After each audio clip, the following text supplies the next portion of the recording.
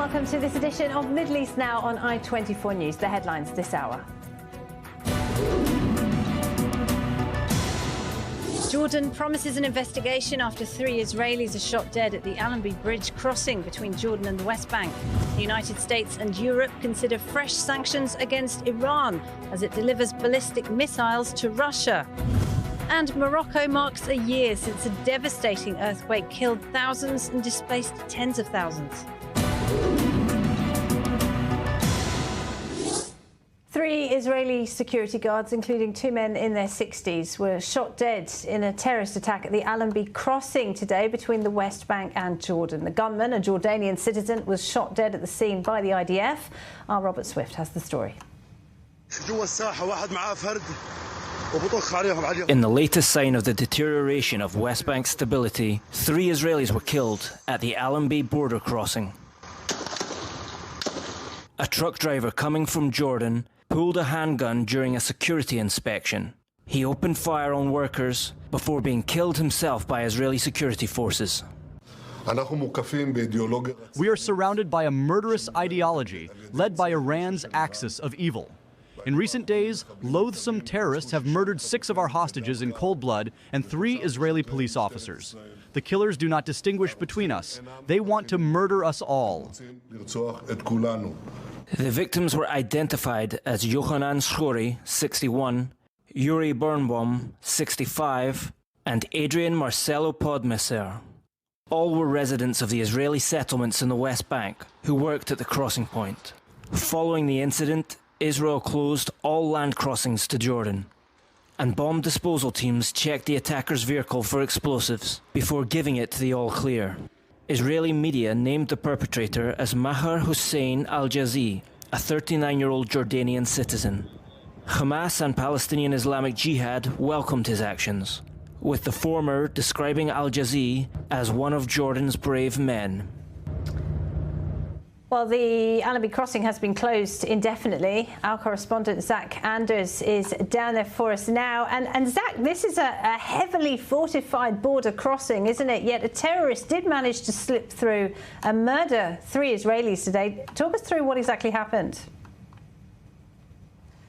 You know, Laura, I think a good way to describe this would be a layered amount of protection, because this was the first layer, right? It's on the Jordanian side. It's still some ways away from what you see behind me, which is the Israeli side. There are multiple stages where these vehicles will pass through sophisticated equipment that can see inside the truck itself. There's going to be, you'll be subject to hand searches as well. Teams at these checkpoints, soldiers even, will look through the vehicle and check the person for weapons. And it's at this first encounter with any sort of official mechanism, with any sort of border crossing, where this took place on the Jordanian side.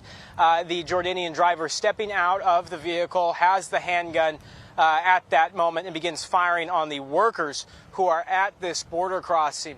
It's within seconds, based on the video that we've been able to see of this site from another truck driver, the video taken by another truck driver that shows the IDF, the soldiers, engaging with the assailant within seconds of the first shots being fired and then being taken down. So this is a very quick exchange, but it speaks to the fact that there are multiple layers of security at present at these checkpoints. Zach, thank you very much indeed. Zach Anders there with the very latest from the Allenby crossing, or the King Hussein Bridge, as they call it in Jordan. Well, with me in the studio this hour, Lieutenant Colonel Doron Avital is a former commander in the Special Forces in the IDF. Good to have you with us, Doron. And we're also joined by our Middle East correspondent, Ariel Osseran. Good to see you, Ariel. So, Doron, just talk me through how the Allenby crossing works. This is usually a very, very busy crossing, isn't it? I think some 14,000 people use it daily, not just workers, but also cargo, lorries, trucks, that kind of thing. First of all, the audience should know that it's named after General Allenby, who conquered Palestine from the Turks, the British Allenby. And in '67, this opening the crossing by Moshe Dayan, our Minister of Defense, was the first sign that we wanted to create an economical platform for the Palestinians after the war. And since the peace treaty with Jordan, of course, this is a very busy in 1994. Yeah, exactly, with Rabin, a year before he was assassinated. A very busy commercial line or gate, and of course it has to do also with tourism, but of course a lot of commercial things are going through in and out. So this is quite a target, and this is a creative event that brings the whole thing of this Jordanian border back to the forefront. We know about smuggling going northern from the Allenby as you go north. A lot of smuggling that really succeed to feed the weapon and the explosive in the hands of those terrorists in the northern Samaria. So we have to look very carefully into this border. How long do you think this crossing will be closed for now? I don't think too long, because they would put the right safety precautions in, and they would have to open it up, because this is a lifeline for the connection between us and the Jordanian. And also the Jordanian would have to play their part and see what went wrong in their side. They've promised an investigation today. And Ariel, Hamas has praised the attack. They haven't quite claimed responsibility for it, though, have they? No, they have not, and it is most likely they have no real hands-on involvement in this attack, but it comes as just 2 weeks ago, the senior Hamas official Khaled Mashal, the former leader of Hamas, called on Arabs, on Muslims around the world to carry out attacks. These are exactly the kind of attacks they want to see, because they not only does it hurt Israel in its underbelly, the West Bank, the borders around it, but specifically the border with Jordan, relations with Jordan. Israel's border with Jordan, the longest border. It has 309 kilometers, and it's considered to be one of the least protected of Israel's borders. Doron talked about the smuggling that comes from Iran, explosives into the West Bank. That is part of what Israel's current operation in the West Bank is going. But this came at a time where there's increased attempts to try and bring in attacks also from the Jordanian side, and to create a further wedge between the political leadership of Israel and Jordan, relations that are not at its best, to say the least. This did happen on the Jordanian side before it managed to cross into Israel. So the driver of this truck would have had to gone through Jordanian security officials as well. I think that is what is being investigated right now. Once that is clear, they will open the border, because for Jordan, this border crossing is specifically important, because through there, 4 times a week, they transfer goods, humanitarian aid to Gaza, and they do not want that to stop, especially at a sensitive time like this. All right, thank you. Not only the context of Gaza, this is a lifeline of goods coming to the West Bank from Jordan and back and forth. It is the only entry and exit. No, there's another entry in There's the north. 3 points, but for the West Bank, for Palestinians Palestinians, and the West Bank, this is their only the most way important out one, of the territories. Okay, thank you both. Let me bring in Dr. Nasir Al-Amari. He's an independent writer and political commentator. Nasir, what do we know about the perpetrator here? There are some reports that he was a disgruntled ex-Jordanian soldier. Do you have any information on that? I don't have information on the motive, but obviously the motive is to kill Israelis. His name is Maher, and he actually is affiliated with a Jordanian tribe. He is not of Palestinian origin. And this tells you a whole lot about the atmosphere in Jordan. The Muslim Brotherhood today called him a martyr, and they called on the Jordanian army to get ready for a war against Zionists.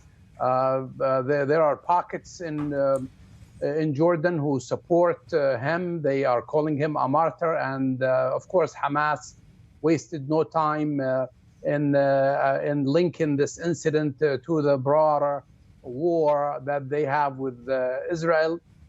The Houthis welcome the move.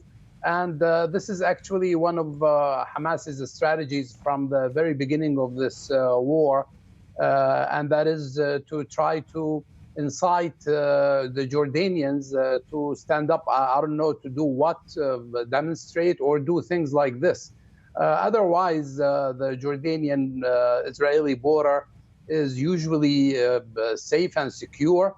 There are incidents and infiltrations, but this is one of the most guarded borders, and the Jordanian security forces do a great job in making sure that it remains so. So what are the implications of this attack then for Jordan's king and for the Jordanian security forces? Well, of course, the King of Jordan can't stop the sentiment, the public sentiment, which is against Israel. And of course, he has taken precautions for something like this not to happen. He views any infiltrations, any problems with Israel as actually helping the Israeli government to violate Jordan's stability. So make no mistake about it, the Jordanian army, security forces are going to clamp down on future incidents. But it's this is supposed to be a result of a peace treaty where Israelis and Jordanians exchange goods, and Palestinians can travel to see family members. And as we can see, the border is closing down. And as the whole region continues, to struggle to find peace and an end to the Gaza-Israel war. Quite, and despite all of the tensions bubbling away and sometimes boiling over, as we saw today, there has been an ongoing level of security cooperation between Israel and Jordan. What impact do you think this attack will have on that? I think the Jordanian army and the Jordanian intelligence and security forces will clamp down on any future violations. I think you will see security measures to make sure this doesn't happen. I don't think there is any fear that the Jordanian security forces or border force will lose, its full control over the borders. However, this war between Hamas and Israel has been going on for a while. Public sentiment is turning against the king himself, who's viewed, as a helper of Israel.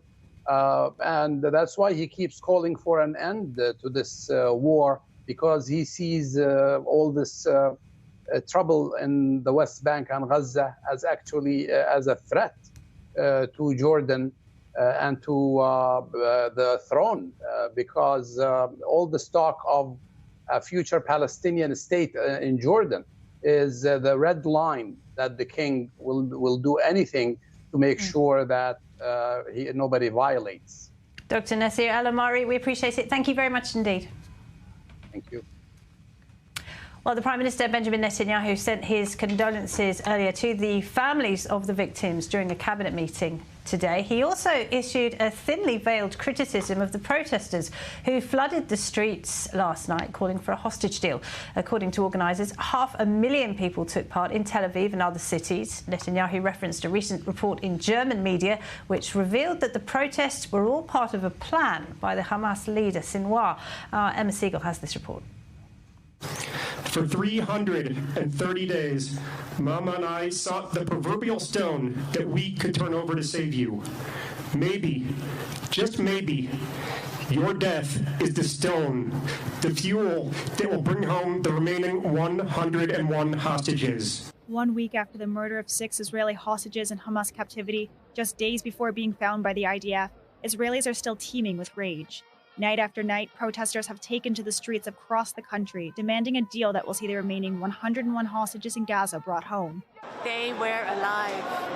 6 young, beautiful people, innocent people. They were alive. They survived. They held strong, just as Hirsch's mom cried. Stay strong. He did. They all did. And yet, they were murdered in cold blood. According to the protest organizers, Saturday night's Tel Aviv protest saw some 500,000 demonstrators, making it the largest ever protest in Israel's history. Organizers also said that some 250,000 protested across the rest of the country. At the Tel Aviv protest, rescued hostage Andrei Kozlov took to the stage. He spoke about his time in captivity with Alex Lubinov, one of the 6 hostages executed by his captors. Alex was with us in hell for 2 months, the husband of Michal, the father of Tom and Kai, the son that he never got the chance to meet. He taught me the words in Hebrew. He told me his life story. We shared our fears and hopes. My wishes came true. For him, his fears came alive. I got luck. I don't know why, but I'm blessed. I'm here. Hirsch, Eden, Carmel, Ori, Almog, and Alex were not. At least 2 protesters were arrested at the massive Tel Aviv rally as clashes broke out between police and demonstrators when activists attempted to block major roads and highways. On Monday morning, Israeli Prime Minister Benjamin Netanyahu reiterated his war goals of eliminating Hamas and bringing back the hostages. Last weekend, Germany's Bild newspaper published an official document of Hamas showcasing its plan to sow division within us, engage in psychological warfare about the families of the hostages, exert internal and external political pressure on the government of Israel, tear us apart from the inside, and continue the war, until further notice, until the defeat of Israel. The vast majority of Israeli citizens do not fall into this trap of Hamas. They know we are committed in all our efforts to achieve the goals of the war, eliminate Hamas, bring back all our hostages. This, as CIA Director William Burns says he held talks over the weekend with Israel, Qatar, and Egypt in an effort to reach a ceasefire deal. Burns said on Saturday that he believes reaching a deal is, quote, a question of political will. Ariel Osseran and Doron Avital still with us, and we're joined now as well by Daniel Sheck. He is the Director of Diplomacy at the Hostage and Missing Families Forum. Thank you very much for being with us. He's also the former Israeli ambassador to France. Of course, good evening to you, Daniel. The efforts to reach a hostage deal appear to be becoming more and more politicised and more divisive. How do you explain what is happening? It's totally beyond me. I can't explain it. I don't understand why somebody would want to put a political color to people who support the liberation of hostages and others who support it less or don't support it at all, unless you want to create a divide and you want to create a debate, you know, hostages' lives in favor or against, you know, sort of a legitimate debate about it, whereas, to my mind, it should be a no-brainer.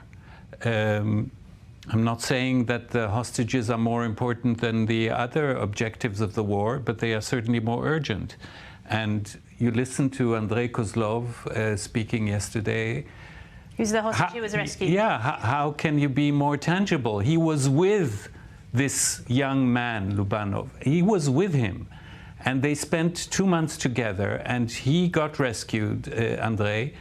And he you know, he feels guilty that he's alive and he left his friend behind. But, you know, more generally speaking, the last few weeks, it's very simple. 12 hostages who walked into Gaza alive came back in body bags. And that is, unfortunately, the trend that will keep on going unless we finalize a deal and get out whoever we can. Probably not all of them, and that's unfortunate. But you know, even the people who spoke yesterday, and many of them have loved ones who did come back or came back unfortunately dead, they say each one of them is a whole universe. They have family, they have friends. Just get them out. And you know those families, of course, very well, given the work you've been doing over the past 11 months. The Prime Minister has been using the argument that the protests are very useful to Israel's enemies, that they see the divisiveness, they see the protests on the street. And I wanted to talk about this document that he alluded to earlier this afternoon. This was a report in the German newspaper Bild, which says that this is all part of Sinwar's plan. He wants Israel to be divided. He wants everyone to turn on the Prime Minister. We've now got the IDF bizarrely saying that they're launching an internal investigation into how these papers were launched to the press. If they are valid, and that is not confirmed. But I don't know the answer to that.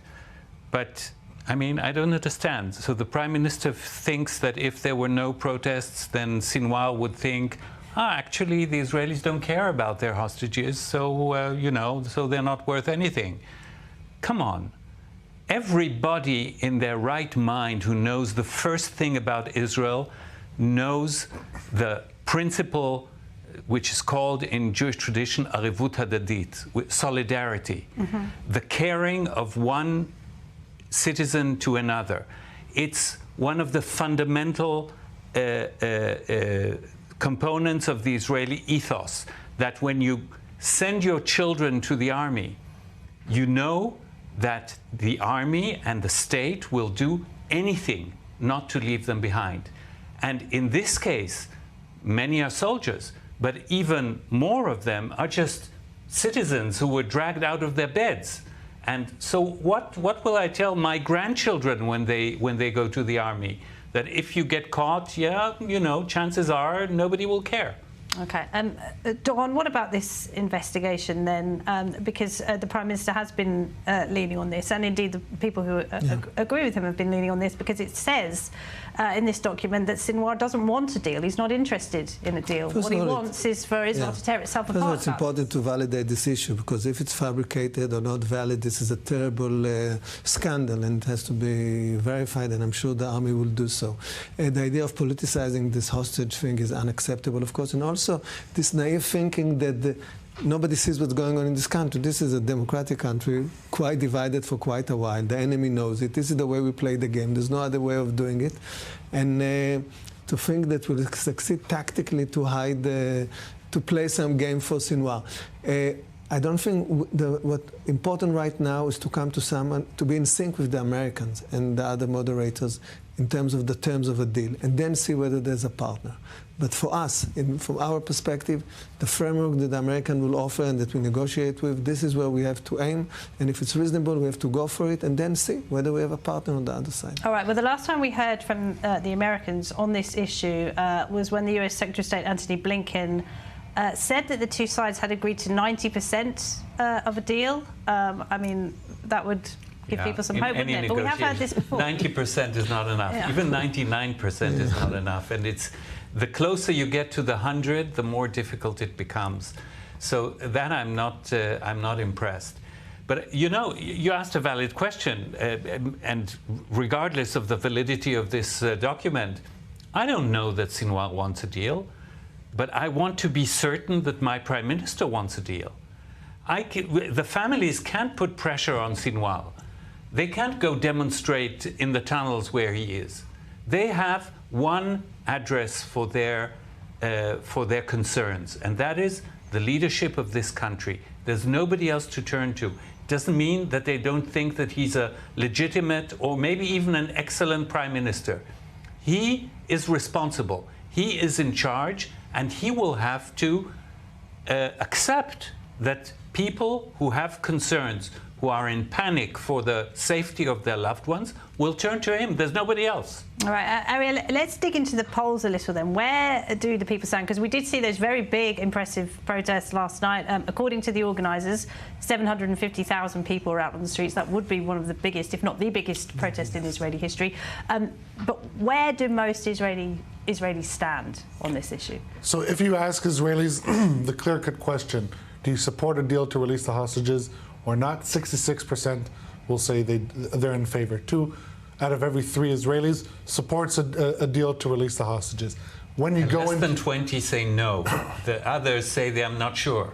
But only 20 are less than 20 are against. Right, and that number does become a little less clear-cut when you dive into the specific concessions, because when you ask the question, do you support a deal and leaving the Philadelphia corridor, so that number diminishes. But I do just want to say, also before October 7th and also now, when Israel's enemies see protesters in the streets, that's a sign of strength for an Israeli democracy, not weakness. What does play into the hands of Sinwar is the divisiveness and incitement that follows these protests and is used again to delegitimize them.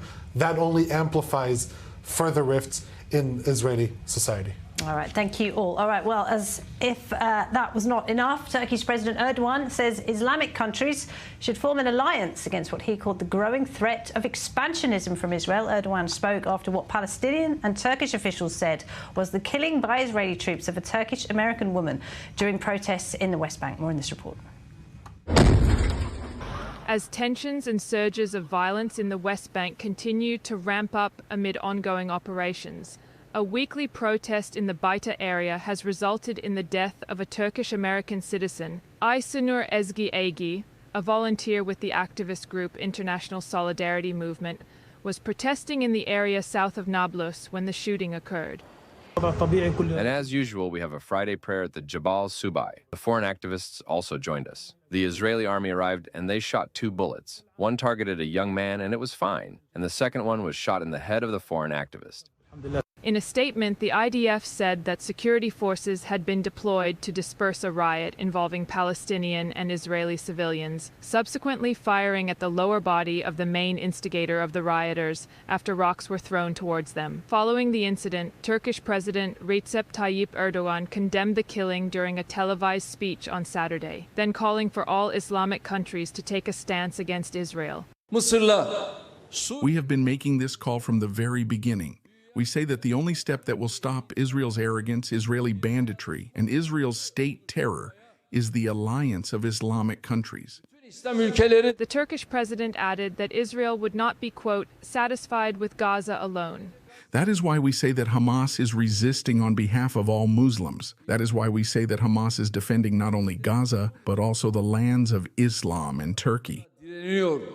Erdogan, who has long had a shaky relationship with Israel, has repeatedly accused Israel of genocide since October 7th, while praising Hamas as freedom fighters. In response to his statements, Foreign Minister Israel Katz called Erdogan the real threat to the Middle East and to the Turkish people. All right, time for a break. When we come back, Iran has made good on a pledge to deliver ballistic missiles to Russia, sparking alarm in Western capitals. We'll talk more about that after the break. Stay with us.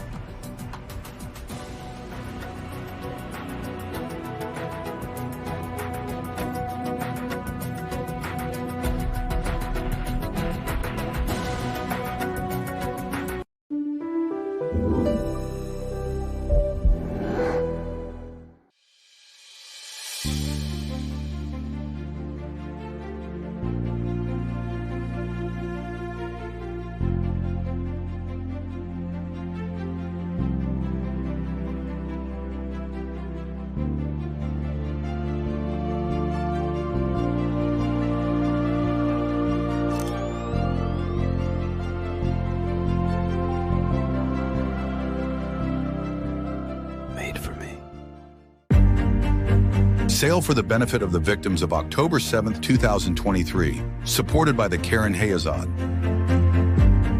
With renowned artists from all over the world on Monday, October 7th, 2024.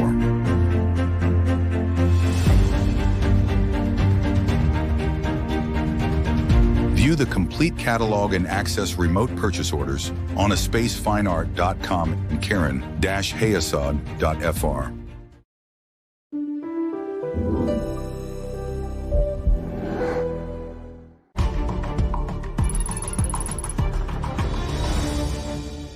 This broadcast is brought to you by Israel Bonds, the most direct and impactful way to support Israel. Invest now at israelbonds.com.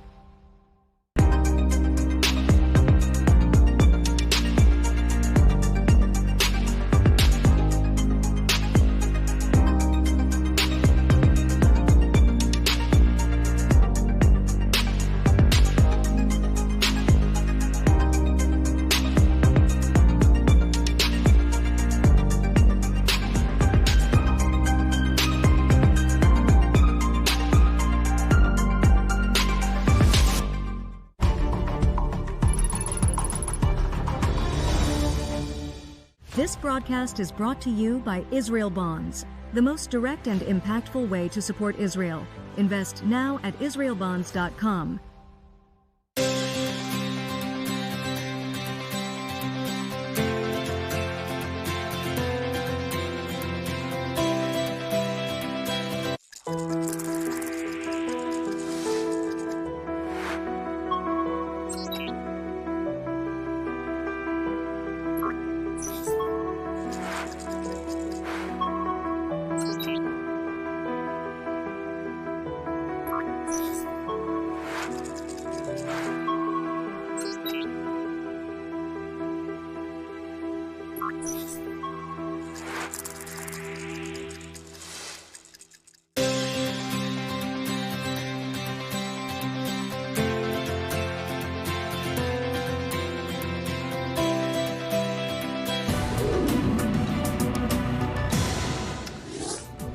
Welcome back. A suspected drone that entered Israeli airspace from Lebanon was shot down by air defences this afternoon while Israeli jets were striking Hezbollah positions in the south of Lebanon. Last night there were some 50 launches at Israel from the south of Lebanon. We can go to the north of Israel now.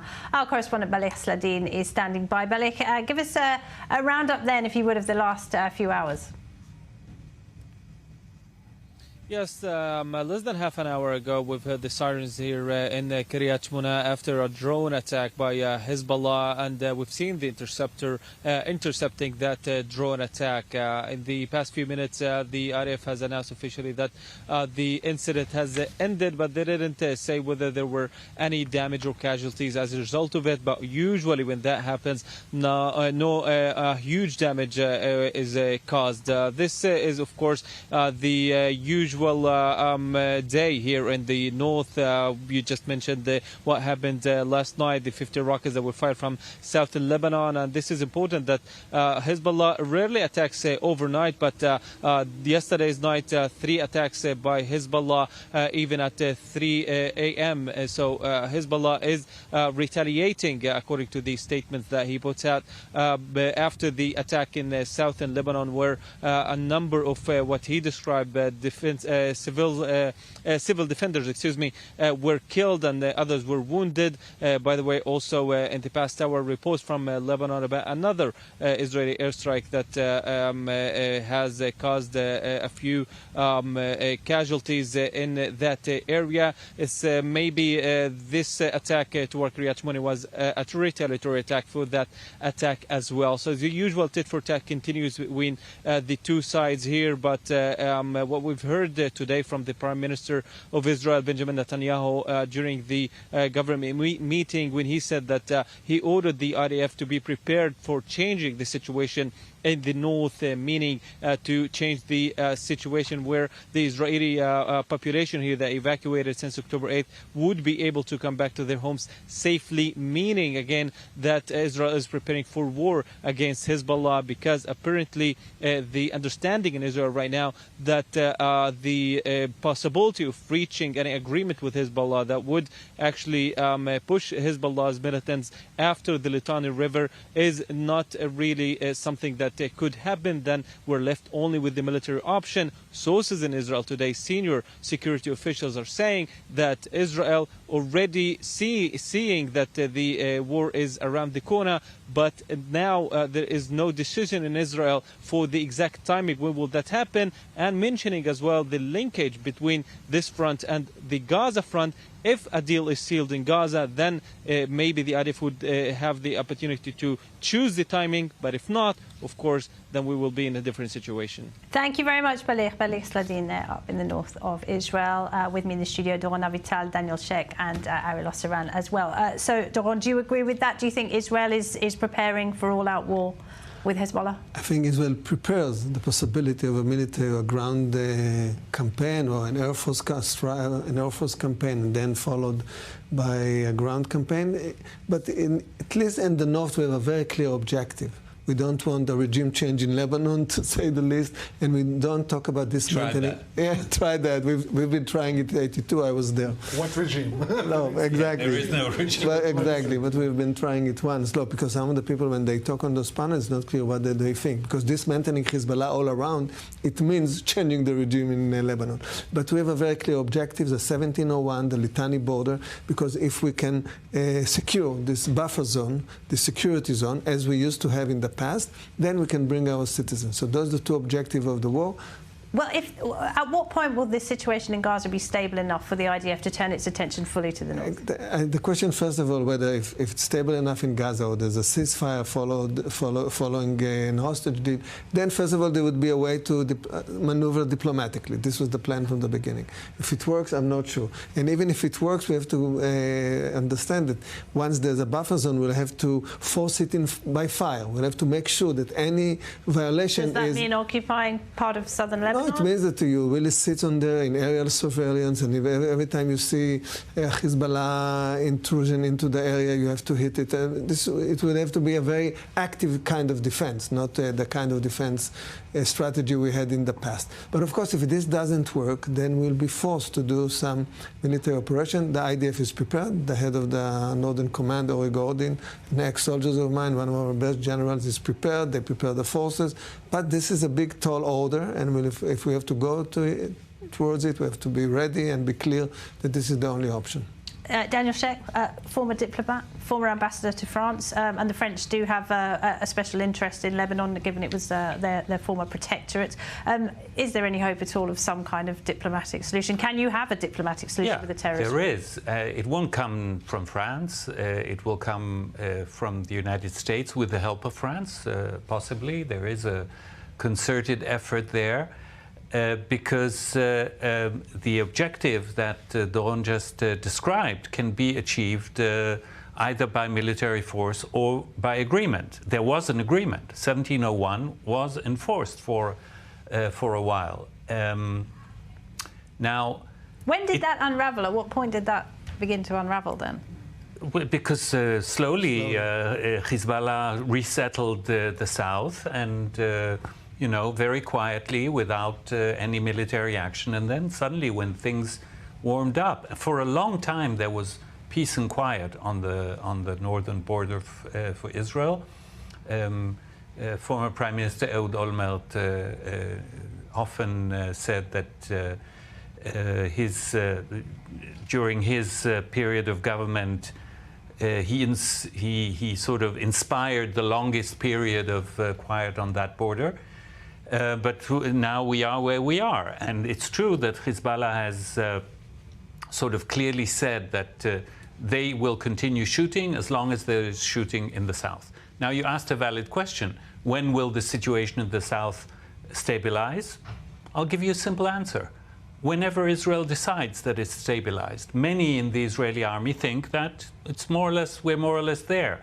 So, since I don't believe in this term of total victory and victory images, it's slogans. It doesn't mean anything on the ground. All right, but what's to stop the You drip, win drip, drip? when you decide you've won. That's it. All right, but what's to stop, as you were just mentioning, the drip, drip, drip, or perhaps you can answer this. Hamas slowly rebuilds, Hezbollah slowly rebuilds. In 2 years' time, Israel finds itself in exactly the same position. No, but we all the time learn from Israel. But first of all, Gaza can end only with a hostage deal. As long as we don't know what with our hostages, we cannot end the battle. If there's a ceasefire and a hostage deal, then we have to be very careful and change our strategy of defense. And it has to be much more active, much more aware, and it can't go back to the old lines. Also, we have to think seriously about who replaces Hamas in Gaza, whether it's possible, who Palestinian Authority would have to be part of the equation. Clearly, Netanyahu doesn't want, so this is where the quandrum is right now. Okay, all right. Thank you very much. Now, Europe and the United States are planning to impose further sanctions on Iran after it ignored warnings and transferred ballistic missiles to Russia for its war in Ukraine. It's a sign of the ever deeper military cooperation between the two countries. CIA Chief Bill Burns says as Tehran helps Moscow, Moscow is also helping Tehran. We see the way in which China and Russia, Russia, Iran, Russia, North Korea are working together. They're two-way streets, the defense partnerships. It imposes a real danger on innocent Ukrainian civilians, but it also poses danger, because it's a two-way street, to friends and partners in the Middle East, too, in the case of Russia and Iran. Sorry. Well, for more on that, we're joined now by Dr. Walid Phares, foreign policy expert and the author of several books, including Iran, Imperialist Republic. Good to have you with us, Dr. Phares. Thank you for joining us.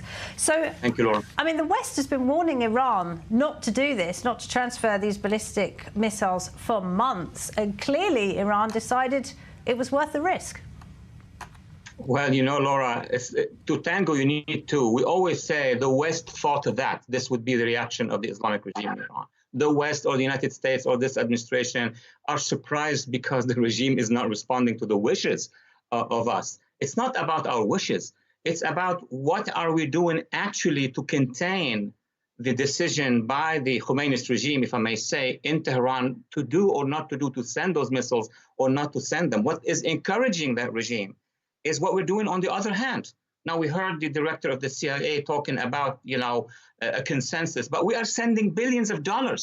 Just last September, we sent $6 billion to the regime. How do you want Tehran to read it? Tehran reads it that we are deterred, they are not deterred, and that's why. They win on both sides. They win the cash from this administration, and they win their perfect relationship with Russia and with China and North Korea, and they are into business. That's the problem. This is a two-way street. What exactly is Iran getting in return then from Vladimir Putin? Oh, it's getting everything in my view. I mean, in my book, I clarify that the goal of the regime now in Iran is to establish what Israel has on a very small scale, a huge dome.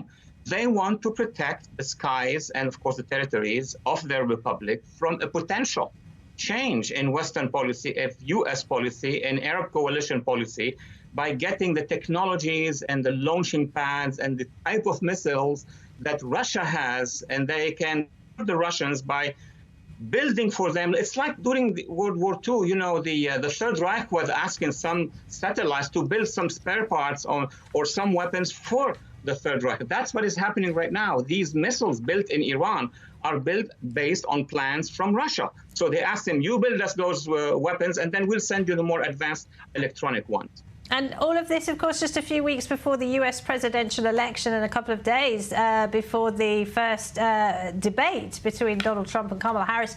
Can we expect Iran to become more of a dominant theme, do you think? It should be, actually, because the American public now is submitted to all kinds of debates that we know or familiar with. They should be aware of what Tehran is trying to do. And I think the timing is not, that naive. The more we are taken into our debates, which means the remainder of September and October, those 60 days, any bad actor in the world can do whatever they want because the administration is afraid to take any action or to be appearing as going to war, because there is an overwhelming public opinion in America. We don't want wars. We want to end the wars. And the opposition to Trump is saying, you are the people of war. So because of that, the regime in the region and the Taliban and every jihadist and Hamas feel emboldened, and Hezbollah, of course. Right, and on Hezbollah, I know you were listening to our debate, some very difficult decisions to make for Israel about what it will do about the threat from Hezbollah going forward. Your thoughts on that? I was a witness to everything top Israeli analysts have lived and veterans, like 1982 invasion, I was in Beirut, the 2006 war that ended with 1701. I'm going to be very honest and direct with the issue. If you don't have an ally inside Lebanon, one form or another, doesn't have to be the previous examples, it's going to be very difficult because Hezbollah has an open path from Lebanon to Syria, to Iraq, to Iran. The only way you're going to do it is to have Lebanese society rise with the international community. And the international community will only rise after our elections if a change of policy is materializing. Dr. Walid Phares, thank you very much indeed.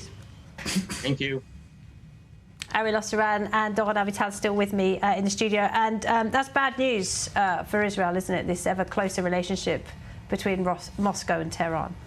Not only the closer relationship, but the intertwining nature that the outcome of one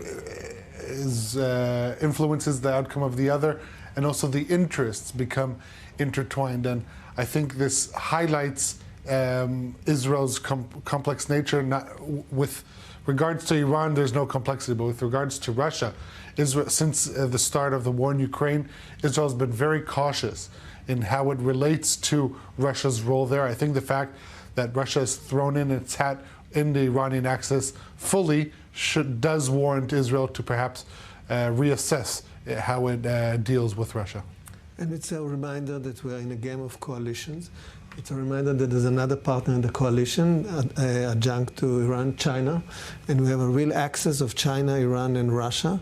And we have to, I think it's a thing that the Israelis didn't get from the onset. Well, the Israelis didn't get it, but do the Americans get it, and do they get it? So now we have to, I think they came to their senses. We are creating a coalition, but we should understand that we should be a constructive player in the coalition. Talking about the hostage deal, about Gaza. We are not playing this game by ourselves. We've seen it in the 13th of April in the interception of the attack from Iran. This is a coalition game. This is the landscape, the coalition landscape of today, and I think the Israeli public and on the right for sure didn't fully understand it until now. We don't just go and dismantle the regime in Lebanon, as he explained very nicely. That in '82, for example, when Israel really wanted a regime change and wanted the peace with Lebanon, there was a partner. The Christians were playing with us. Right now, to dismantle Hezbollah, it means that Israel wants to do an Iraq thing like the U.S. did, conquering Lebanon, dismantling the regime change. It's not in our card. We play with our coalition, and we have to sync our aims together with our partners. Yes. It's interesting, both you and Walid Fares were in... Yeah, we were there in both in 92. I was 1982. actually in the port counting the PLO soldiers as they went to Tunisia, going on the real boats. quick. Yeah, no, you mentioned Iraq, but specifically the foreign minister said just the past 2 days that there is an end date to America's mission there.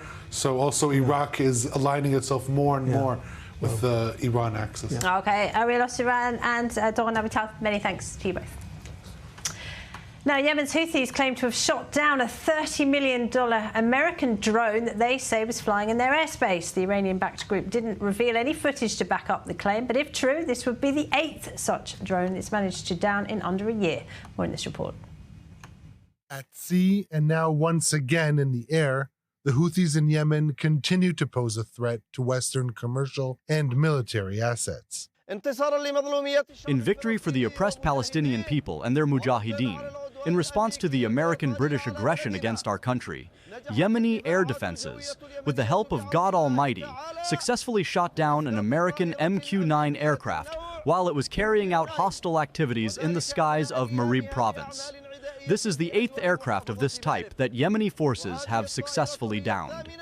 The Iranian-backed militia offered no visual proof to support the claim, despite usually sharing such material days later. The U.S. responded to the latest downing of the multi-million-dollar surveillance system with airstrikes on Houthi-controlled territory. In total, the U.S. has lost $250 million worth of these drones since October. The Houthis vowed to continue their attacks in support of the Palestinian people, with the Houthis leader reminding of its plan to retaliate for Israel's July airstrike on the Hodeidah port. The response will come, and there is a continuous path to the response. The enemies will be surprised on land, as they were surprised at sea, with new and unprecedented technologies. We will spare no effort in supporting the Palestinian people. In an attempt to show gratitude to the Houthis, but perhaps also to encourage more attacks, the Palestinian Islamic Jihad published a propaganda video under the name From Gaza to Sana'a, Resistance to Jerusalem. Meanwhile, for the 3rd week in a row, the Greek-flagged tanker Sunyan, attacked by the Houthis, continues to burn, a flaring reminder of the West's failure to curb Houthi strikes at sea 4%. and above it. Morocco is marking a year since the catastrophic earthquake that killed almost 3,000 people and displaced tens of thousands more. While rebuilding efforts are underway, many residents feel that construction is just not moving fast enough. More in this report by our Emma Siegel. September 8, 2023, just before midnight, a devastating 6.8 earthquake hit Morocco's High Atlas, a mountain range in the country center. And now, 1 year later, the mountain communities are still trying and struggling to rebuild. Over 55,000 homes were destroyed in the strongest quake Morocco has seen since 1960, leaving some 380,000 people without shelter. In some places, residents have begun to reconstruct their homes, while still actually awaiting government approval to rebuild. Thank God things have improved a bit. The danger has been removed. We also need to work differently than before, when no one was working and we were suffering. Today things are gradually getting better. Some residents have benefited from the government support, and others are waiting. But many have not been so fortunate. The majority of the displaced are still living in tents, vulnerable to the intense summer heat and freezing winter conditions. There are still people living in tents and suffering from the heat, and they are certainly at risk of facing the cold here in the tents. There is also the problem of support for people who have completely lost their homes and who have received compensation of 80,000 dirhams. But should this be used to build, to buy land? So far, only around 1,000 homes have been rebuilt. Officials say that restoration will cost approximately $12 billion over the span of 5 years.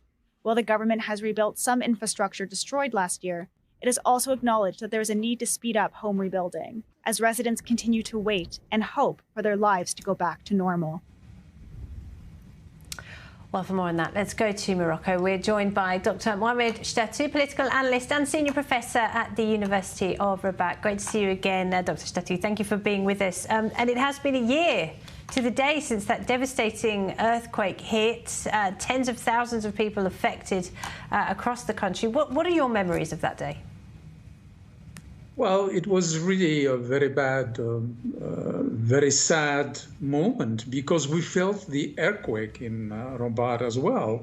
And we went out into the street and then we heard that the real earthquake happened in southern Morocco and there were thousands of people dead. And then we discovered later on that not only people were dead, but also their homes were destroyed and their living was completely destroyed as well.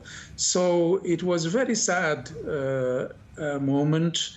And 1 year later, still feel that kind of sadness and for the people because the construction is taking a lot of time for the simple reason that the government is trying to build paraseismic homes, and that's not easy in an area which is completely mountainous and rugged and very difficult to get all the construction elements there and to get the people to do the work. So I think it's going to take quite some time, but when I see the tents still there, it makes me feel very sad again. And so is the criticism of the government fair? Has the reconstruction effort just been too slow? Or is the part of the problem that these are very remote areas that are very difficult to reach? Well, as I said, it's the remoteness, first of all, because it's really very remote. And the fact that it's up in the mountains, it's very high, so you have to transport all the construction material, the people, and up high in the mountains. Sometimes it's difficult roads, and sometimes there are no roads at all. And you just have to carry things on mules and carry people also on mules. So that's the reason why. And also the fact that, as I said, the government is trying to build something very solid, something paraseismic that would stand any other earthquake. And there were aftershocks since then, and still there are aftershocks since then. So you think lessons have been learned? Do you think Morocco will be better prepared if, heaven forbid, there is another earthquake in the future? Well, I hope so. You know, I mean, we had an earthquake in the 60s in Agadir that was completely destroyed, and it was rebuilt in a paraseismic way. And now it's a big city which is thriving. And I hope the Atlas Mountains, which is inhabited mostly by the Berber people, will have better homes that can resist any future earthquakes, and homes that can make them happy after what happened to their lives for the last year. Yeah, let's all hope for better days for the survivors of the earthquake a year on. While I have you with me, Dr. Shtatou, I want to ask about elections in your neighbouring country. We've just got the results. Algeria's President Abdelmadjid Tebboune has been re-elected with a whopping 94.7% of the vote. I know relations have been increasingly strained between Morocco and Algeria in recent years. Will this election result make any difference? No, I don't think it will make any difference. For the Algerians, we are still Zionist country, because we have an alliance with Israel. And for the Algerian army, now the enemy, as they say, at their gate. So Morocco is an enemy because there is, it has very good relations with Israel. And I think things will just get better if they drop these stupid ideas about Zionism and all that. And our relationship with Israel is an alliance, is a friendship, is commerce, is trade. And we had, as you know, we had Moroccan Jews in Morocco for over 2,500 years. That's part of our history, part of our culture, and part of our civilization. So the Algerians have to know that and have to understand that, appreciate that. But I think this is not going to change because Algeria is ruled by the military. And the president is only a puppet in the hands of the military. That's why he's been re-elected. And these elections are just, a farce in many ways, because it doesn't show the reality in Algeria. People are very unhappy because they have to queue up for everything, for milk, for potatoes, for food, for everything. It's a country that is rich in oil, but poor in everything else, because most of the money of the oil go to 50 generals who rule the country, and the president is only there as a front for them to do that and to make it legal for the people in the country. All right, no big surprises out of Algeria today following that election result where the president's been re-elected with 94%. Dr. Shtatou, we appreciate it. Thank you very much indeed. You're most welcome. Well, that brings us to the end of tonight's show. Many thanks for watching, and do stay with us on I24 News. Benita Levin is up next with The Rundown. That's next. Good night.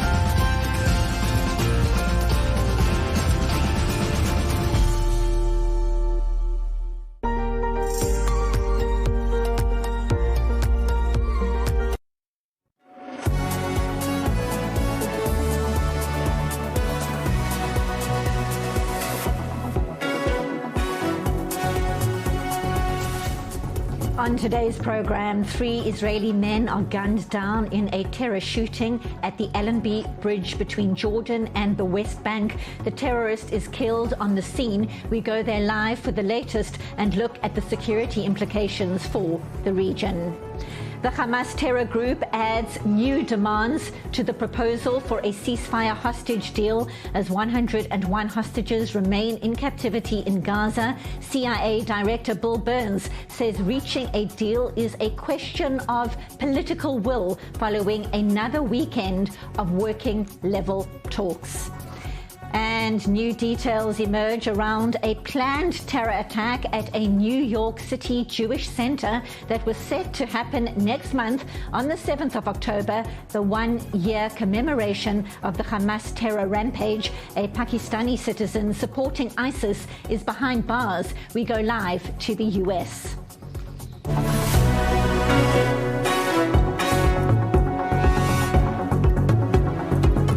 This is the rundown on I24 News. I'm Benita Levine. A fatal terror attack on this day on a different front, this time at the crossing between Jordan and the West Bank. 3 civilians shot dead by a truck driver at the Allenby Bridge. He'd driven through from Jordan with a weapon in his vehicle. Terror groups praising the attack more than 11 months since the Hamas terror rampage and mass abduction on the 7th of October. Security threats persist on several fronts, including from Hezbollah in southern Lebanon, the Houthis in Yemen, and of course Tehran itself.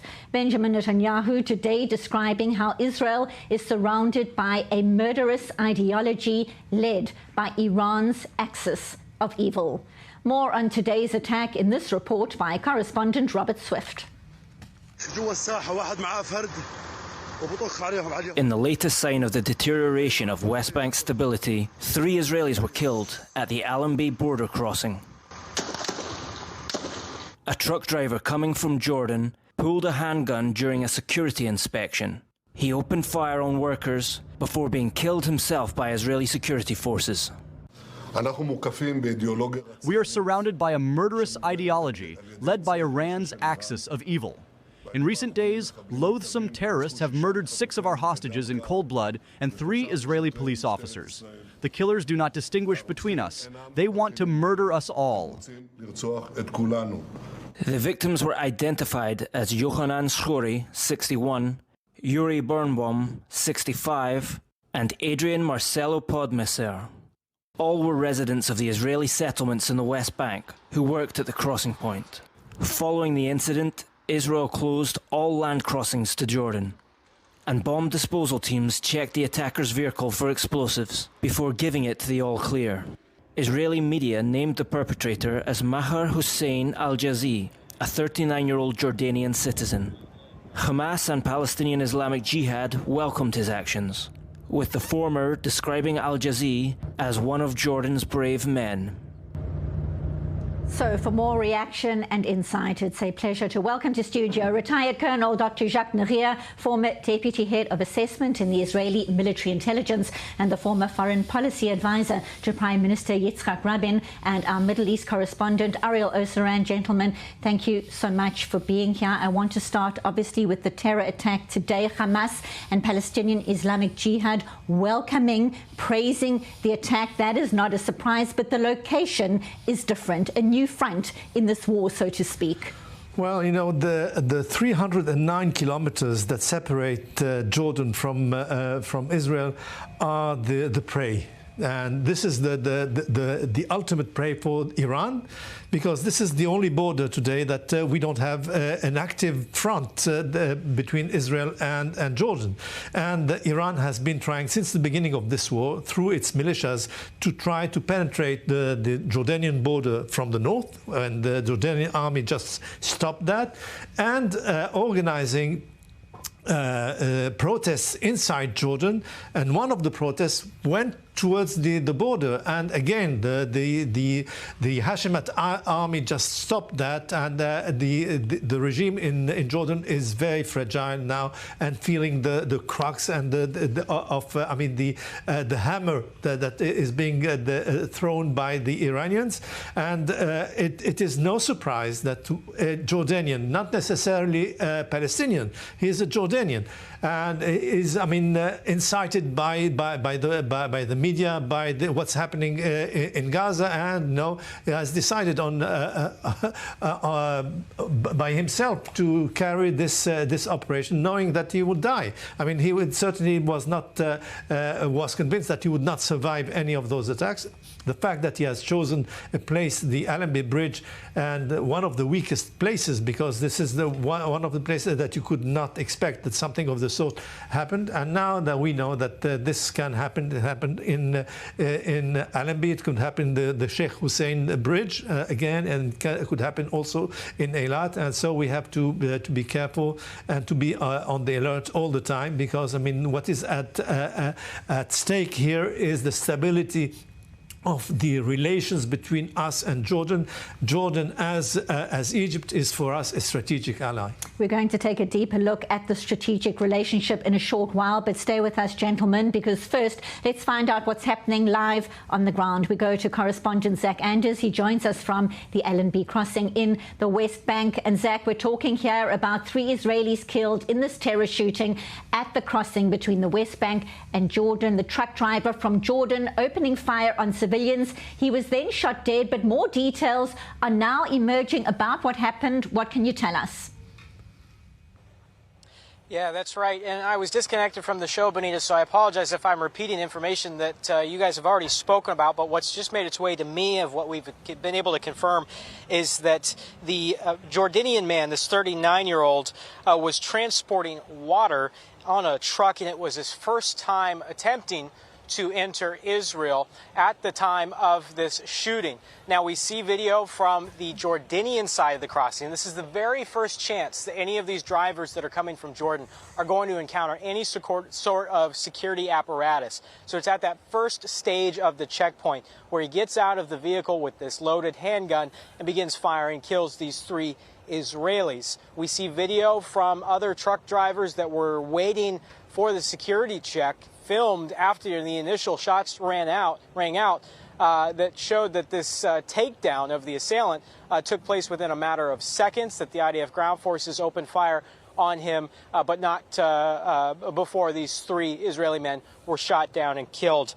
Now, some of the information we're getting coming out of the Jordanian Ministry of the Interior, again, they're pressing this as that this was a lone attacker, despite this being all evidence pointing to it being a lone attacker at this point in the night. The Israeli authorities are still treating this with heightened caution. We know that these border checkpoints with Jordan have been closed down for most of the day. We have seen a few passenger buses make their way through, only a handful, 3 or 4 at this checkpoint in particular. That said, from the latest we have from Israeli authorities, the trucks are being held and likely won't be until tomorrow until they are released and they will begin resuming normal activities here. This, of course, being a strategic point of access. So any disruption is a major one. This is the avenue that these trucks that are carrying aid from the Jordanian government will make their way into Gaza, but also the trucks that are bringing in goods into Israel that may have been blockaded by the Houthis in the Red Sea. We know that there's been a concerted effort by parties throughout the region, especially businesses, to move some of their goods not by ship but by ground through these trucks, sometimes making their way through Jordan through these land crossings. So a significant disruption here. Significant indeed. Thank you so much. For now, correspondent Zach Anders live from the West Bank. Thank you, Zach. And now we turn to another developing story. The largest demonstration in Israel's history, some 500,000 people protesting overnight over the plight of the hostages still held in captivity for more than 11 months now. 101 hostages are still in Gaza. No clarity as to how many of them are alive. More in this report by our Emma Siegel. For 330 days, Mama and I sought the proverbial stone that we could turn over to save you. Maybe, just maybe, your death is the stone, the fuel that will bring home the remaining 101 hostages. 1 week after the murder of 6 Israeli hostages in Hamas captivity, just days before being found by the IDF, Israelis are still teeming with rage. Night after night, protesters have taken to the streets across the country, demanding a deal that will see the remaining 101 hostages in Gaza brought home. They were alive. 6 young, beautiful people, innocent people. They were alive. They survived. They held strong, just as Hirsch's mom cried. Stay strong, he did. They all did. And yet, they were murdered in cold blood. According to the protest organizers, Saturday night's Tel Aviv protest saw some 500,000 demonstrators, making it the largest ever protest in Israel's history. Organizers also said that some 250,000 protested across the rest of the country. At the Tel Aviv protest, rescued hostage Andrei Kozlov took to the stage. He spoke about his time in captivity with Alex Lubanov, one of the 6 hostages executed by his captors. Alex was with us in hell for 2 months. The husband of Michal, the father of Tom and Kai, the son that he never got the chance to meet. He taught me the words in Hebrew. He told me his life story. We shared our fears and hopes. My wishes came true. For him, his fears came alive. I got luck. I don't know why, but I'm blessed. I'm here. Hirsch, Eden, Carmel, Ori, Almog, and Alex were not. At least 2 protesters were arrested at the massive Tel Aviv rally as clashes broke out between police and demonstrators when activists attempted to block major roads and highways. On Monday morning, Israeli Prime Minister Benjamin Netanyahu reiterated his war goals of eliminating Hamas and bringing back the hostages. Last weekend, Germany's Bild newspaper published an official document of Hamas showcasing its plan to sow division within us, engage in psychological warfare about the families of the hostages, exert internal and external political pressure on the government of Israel, tear us apart from the inside, and continue the war until further notice, until the defeat of Israel. The vast majority of Israeli citizens do not fall into this trap of Hamas. They know we are committed in all our efforts to achieve the goals of the war, eliminate Hamas, bring back all our hostages. This, as CIA Director William Burns says he held talks over the weekend with Israel, Qatar, and Egypt in an effort to reach a ceasefire deal.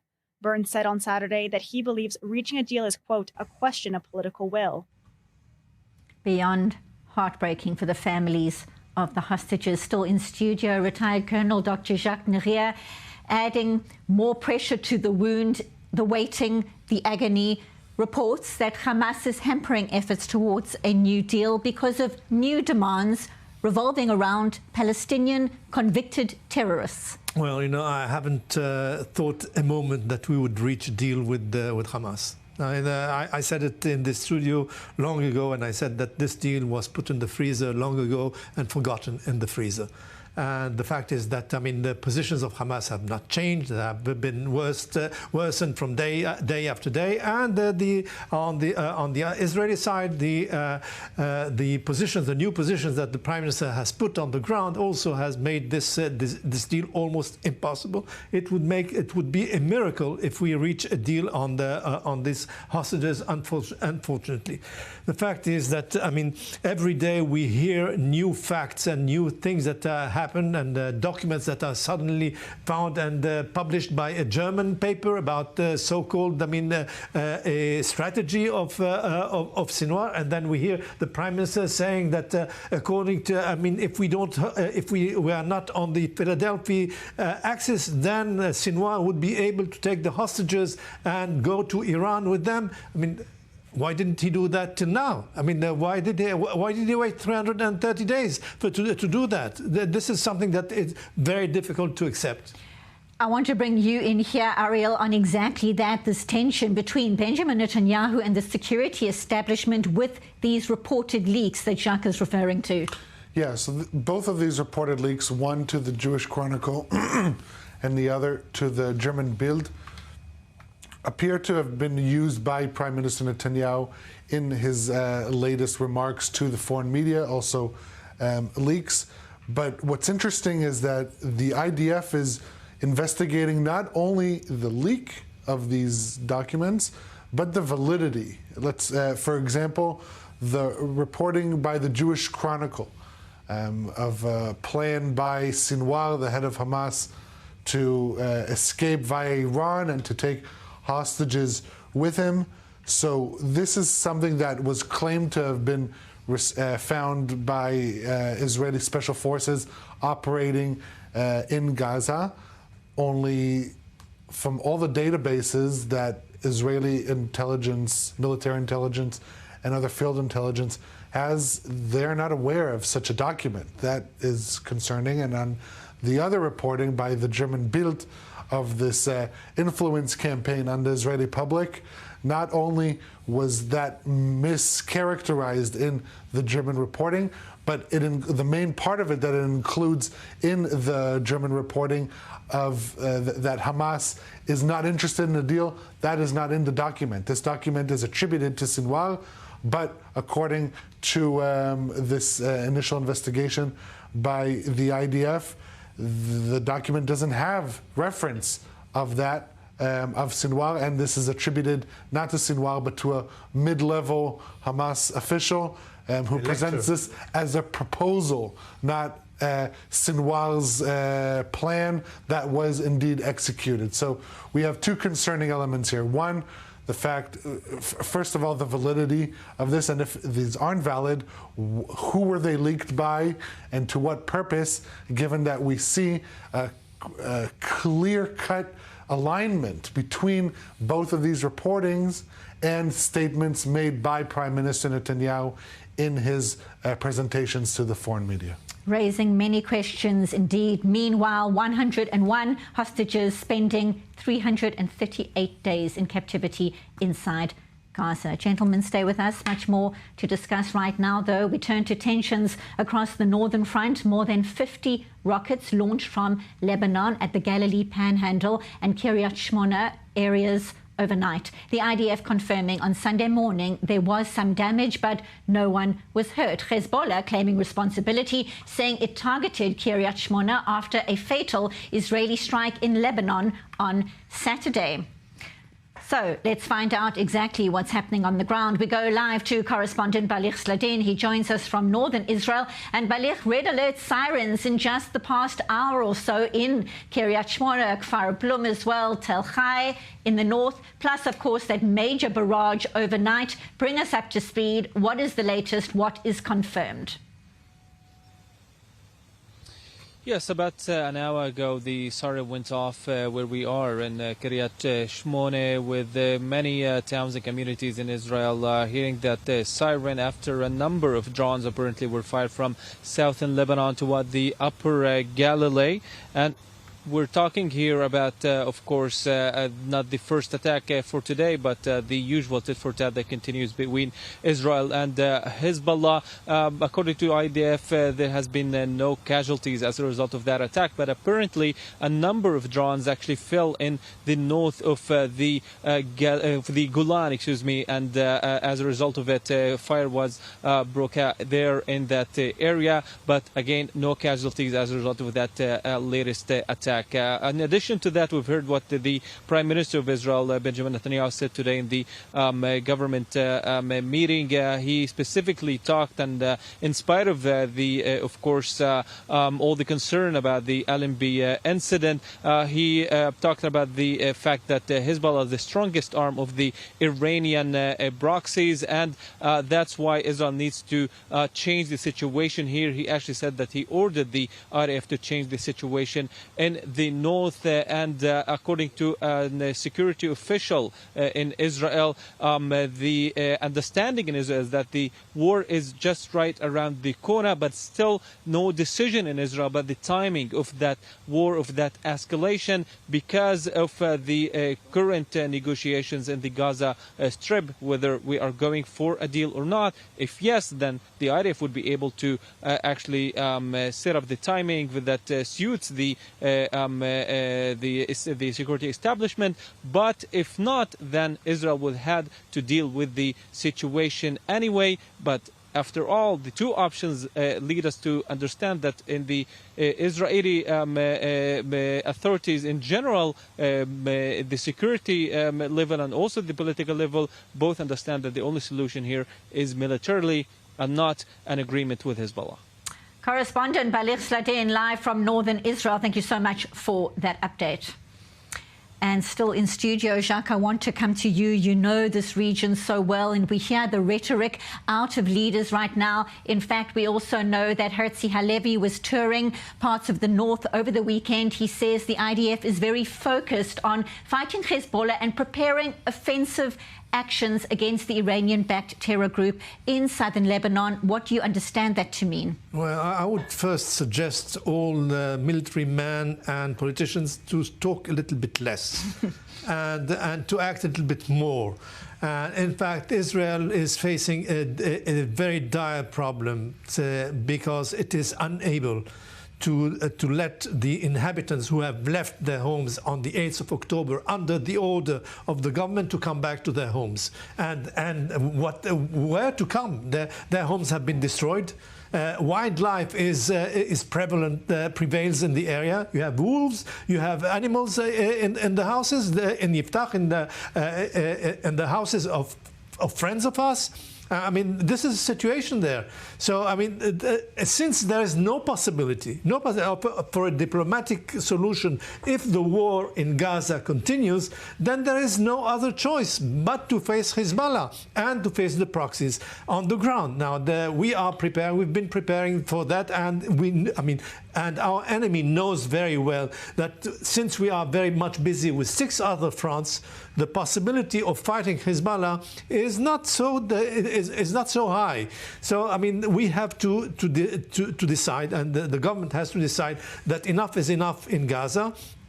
Enough is enough also in the West Bank in order to be able to concentrate on Lebanon. Otherwise, we will stay with a problem. I mean, these inhabitants have been promised to be back in their homes on the 1st of September. 1st of September is well back, already forgotten. Right. And now let's see when this is going to happen. Unfortunately, if there's no military solution and a very big one, I mean, a big clash between us and Hezbollah, nothing is going to change on the ground. Well, stay with us, because, of course, there's another front, the Houthis in Yemen, recording another achievement this weekend, downing an advanced American drone model MQ-9. Now, since the start of the war, the Houthis have shot down 8 such U.S. military drones, costing the Americans hundreds of millions of dollars. Middle East correspondent Ariel Osaran has the details. At sea and now once again in the air, the Houthis in Yemen continue to pose a threat to Western commercial and military assets. In victory for the oppressed Palestinian people and their mujahideen, in response to the American-British aggression against our country, Yemeni air defenses, with the help of God Almighty, successfully shot down an American MQ-9 aircraft while it was carrying out hostile activities in the skies of Marib province. This is the 8th aircraft of this type that Yemeni forces have successfully downed. The Iranian-backed militia offered no visual proof to support the claim, despite usually sharing such material days later. The U.S. responded to the latest downing of the multi-million-dollar surveillance system with airstrikes on Houthi-controlled territory. In total, the U.S. has lost $250 million worth of these drones since October. The Houthis vowed to continue their attacks in support of the Palestinian people, with the Houthis' leader reminding of its plan to retaliate for Israel's July airstrike on the Hodeidah port. The response will come, and there is a continuous path to the response. The enemies will be surprised on land, as they were surprised at sea, with new and unprecedented technologies. We will spare no effort in supporting the Palestinian people. In an attempt to show gratitude to the Houthis, but perhaps also to encourage more attacks, the Palestinian Islamic Jihad published a propaganda video under the name From Gaza to Sana'a, Resistance to Jerusalem. Meanwhile, for the third week in a row, the Greek-flagged tanker Sunyan, attacked by the Houthis, continues to burn, a flaring reminder of the West's failure to curb Houthi strikes at sea and above it. Middle East correspondent Ariel Osseran in studio now, 11 months in, the Houthis impacting global shipping and trade, of course, plus the US paying a personal price. So what needs to be done differently right now? So first of all, we need to see more decisive action on the part of the international coalition. The strikes that they have been carrying out have not been reaching their target. But I think broadly, and this is something that I heard also from the former spokesperson of the Houthis, not Yahya Saree, the man yelling at the beginning, but one of his predecessors, is that this isn't just a problem of America. This isn't just a problem of Israel. This is the problem of the world. This is a global issue. It's harming global trade, and you need a global solution. However, this international coalition does not include Arab countries that sit directly on that area and are threatened themselves by the Houthis, and the Houthis are becoming more and more emboldened. And not only do the Americans and Israelis and British want to see an end to the Houthis' strikes on the Red Sea, but also the Saudis, the Emiratis, the Omanis even want to see, the Egyptians want to see. But no one is talking about restarting the Gulf coalition, the coalition of the Saudis and the Emiratis against the Houthis. And in the absence of that regional solution, you see them more and more emboldened regionally and even further. More emboldened indeed. Gentlemen, stay with us. We've got much more to discuss right now, though a very quick break. When we get back, new details emerge around a planned terror attack at a New York City Jewish center that was set to happen next month on the 7th of October, the one-year commemoration of the Hamas terror rampage. A Pakistani citizen supporting ISIS is behind bars. We go live to the US after the break. Stay with The Rundown.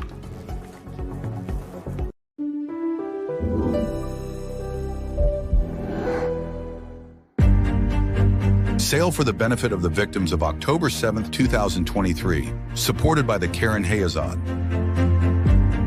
With renowned artists from all over the world on Monday, October 7th, 2024.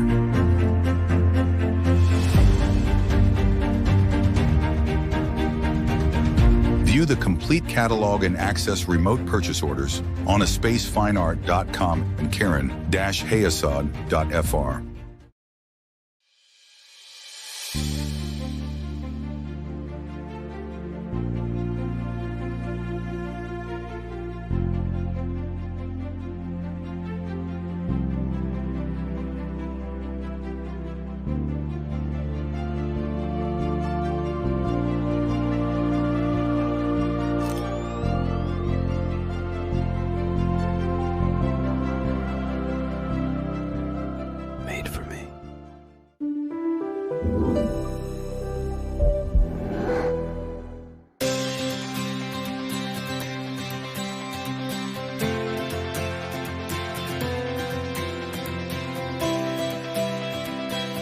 Shalom, ¿qué me trae por aquí? La necesidad impostergable de 600 millones de hispanoparlantes que ahora necesitan escuchar el mensaje judío e israelí en tiempos difíciles. ¿Cómo lograrlo?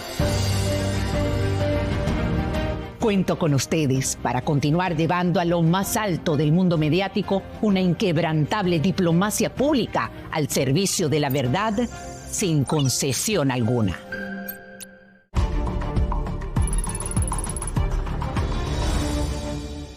This broadcast is brought to you by Israel Bonds, the most direct and impactful way to support Israel. Invest now at israelbonds.com.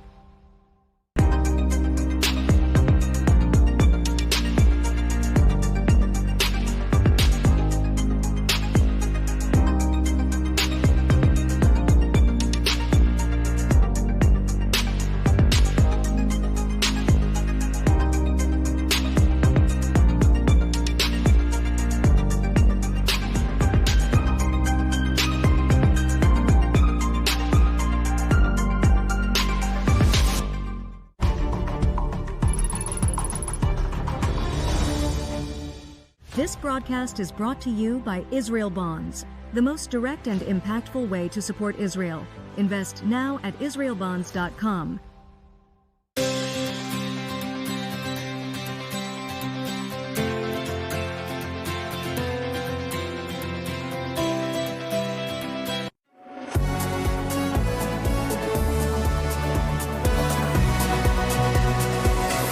Welcome back to The Rundown. Investigations are underway into the death of an American-Turkish activist. On Friday, she was shot dead during a protest over settlement expansion near Nablus in the West Bank. The White House wants Israel to investigate the death of 26-year-old Aysenur Ezgi Egi from Seattle, allegedly by Israeli troops. Turkey's foreign ministry blaming Benjamin Netanyahu's government for her death. More in this report by our Jodina Tilovitz.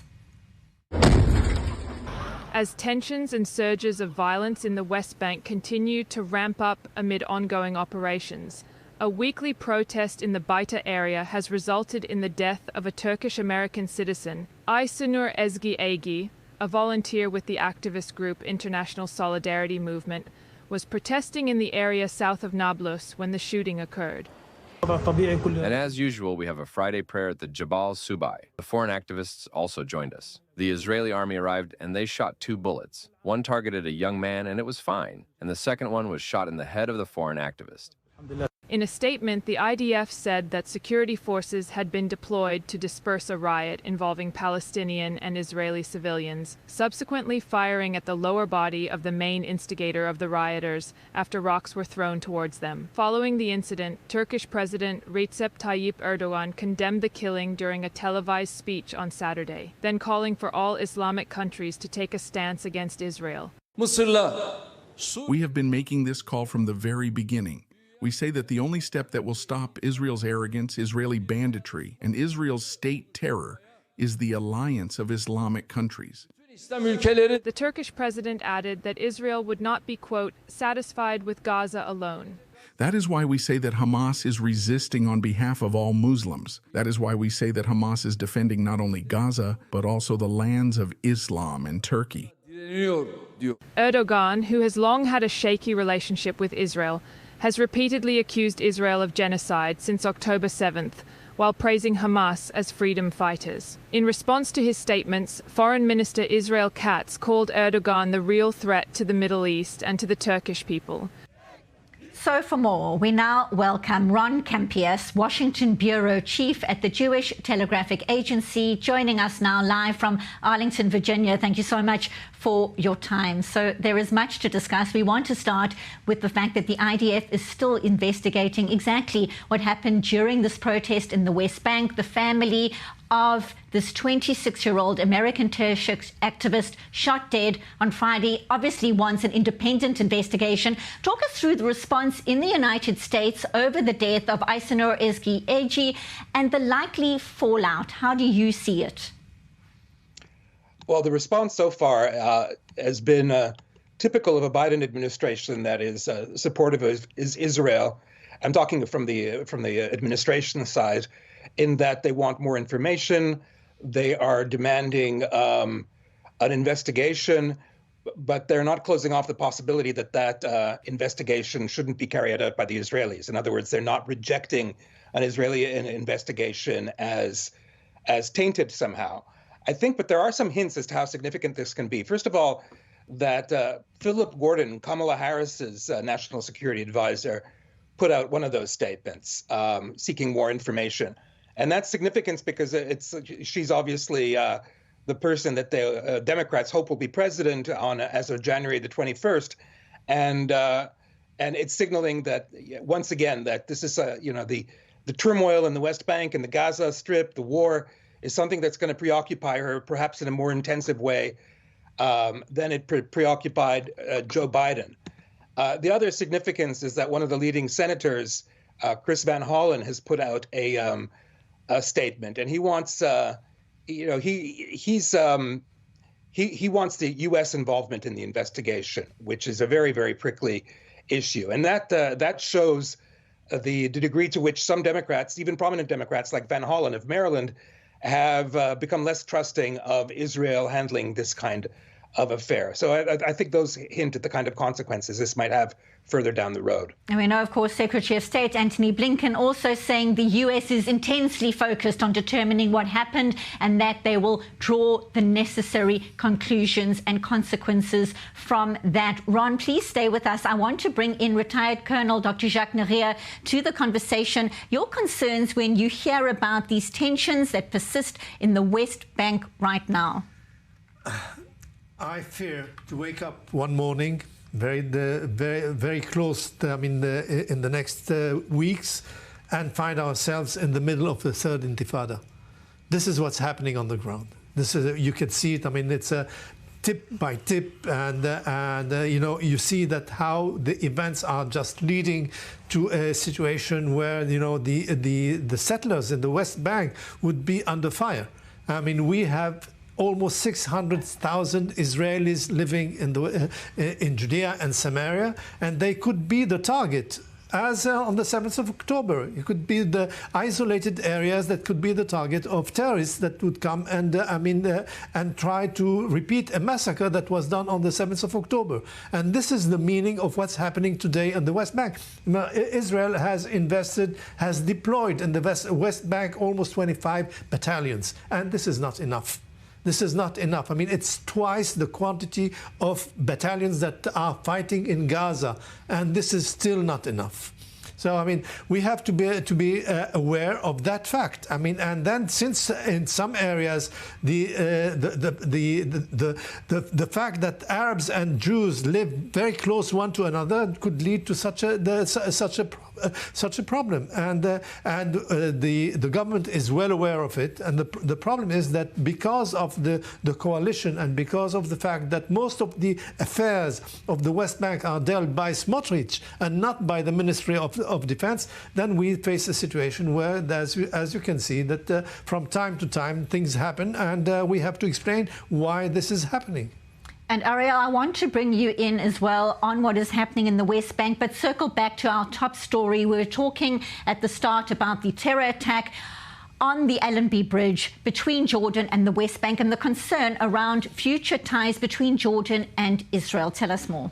Right. So in recent months, perhaps even recent years, there has been an effort identified by Israeli security services by Iran to undermine the border with Jordan and to smuggling weapons into the West Bank, mainly explosives. This is one of the main objectives of this current military operation in the northern West Bank, to try and thwart these attempts.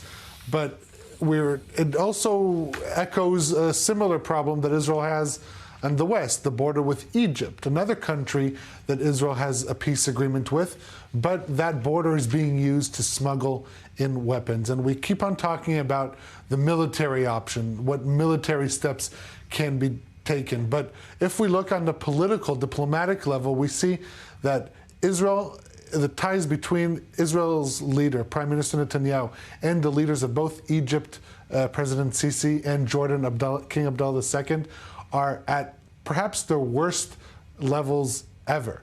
And in the absence of diplomatic cooperation and coordination, because the identification that Israel shares the same security interests as Jordan and Egypt, we are not seeing enough of the diplomatic avenue approach center stage in Israel. We are definitely seeing the military option engaged, but I think in the absence of a diplomatic arm to try and close together all these efforts, I think they won't be able to reach the goal that they want to. And we're seeing that play out on Israel's border with Jordan and also Israel's border with Egypt. This is the situation been going on for years, and it's not just a military solution that is needed, but perhaps even more a diplomatic solution. Gentlemen, stay with us. We want to turn back to the United States. New details are emerging around a planned terror attack at a New York City Jewish center that was set to happen on the 7th of October. the one-year anniversary of the Hamas terror rampage in southern Israel. Now, a Pakistani citizen accused of planning a mass shooting in support of ISIS was arrested in Canada in recent days. The U.S. Department of Justice saying 20-year-old Mohammed Shahzeb Khan lives near Toronto. He's been charged with attempting to provide material support and resources to a designated foreign terrorist organization. A criminal complaint has been filed in the Southern District of New York. So we still have with us Ron Campias, and he is still with us from Arlington, Virginia. And Ron, details of this complaint show that Mohammed Shahzeb Khan started showing support for ISIS online, for want of a better word, a month after the war broke out. Of course, the war started by Hamas. He then spoke to undercover law enforcement officers online about his plans to carry out this mass shooting at Jewish centers in the U.S. Now, it's impressive work by these undercover officers, but what more is known about these plans for an ISIS cell to carry out coordinated attacks at Chabad centers in Brooklyn? Not a lot. I mean, looking at the Department of Justice release about this, it could very well be that we don't know yet if any of the people he was interacting with, any of his interlocutors, were attached to ISIS, or whether they were all undercover either informants or federal agents. Certainly, if he has been, if he's not a lone wolf, if he's been in touch with ISIS, that portends a very dangerous season coming up in the United States if organized groups are planning terrorist attacks on Jewish targets. And that's the question that has to be resolved. And I think that the Jewish security network here is going to try and resolve to find out whether this is a lone wolf or whether it's going to be part of a more structured pattern of targeting Jewish targets. In which case, things will become very, very dangerous for Jews in the United States. Certainly worrying indeed. Of course, this plot was for the 7th of October, or the holy fast day of Yom Kippur, which is also next month. So talk us through the security efforts in the United States at Jewish centers, synagogues, over the New Year high holidays across the country, and of course, on the one-year commemoration on the 7th of October itself. Well, yes, the Jewish organizations nationally and locally are planning October the 7th commemorations. They are undergoing intense security training seminars. I don't know that anything specific has been added to the menu because of October the 7th. But the typical trainings they're undergoing is if you see something, say something, setting up barriers that sort of manage to get people going into a building, in which case, in a way in which they're being observed, and also, letting people into the building that being more wary of people that you don't know, that kind of thing. I don't know if anybody's been. It'll be interesting to see what happens on Rosh Hashanah, which of course comes before Yom Kippur, because the synagogue I go to typically attracts 1,500 families over the holidays. Is that diminished because of fears of what happens this year? We'll have to see that across the board. And in many synagogues around the world, there are community security groups exactly for those kinds of threats. One wonders if we'll see more of that, not only across the US, but around the globe as well. Ron, of course, this big debate happening on Tuesday, obviously a range of pressing issues for both former President Donald Trump and Vice President Kamala Harris to tackle. How do you see the fight against anti-Semitism in the US featuring in this debate, if at all? Your thoughts?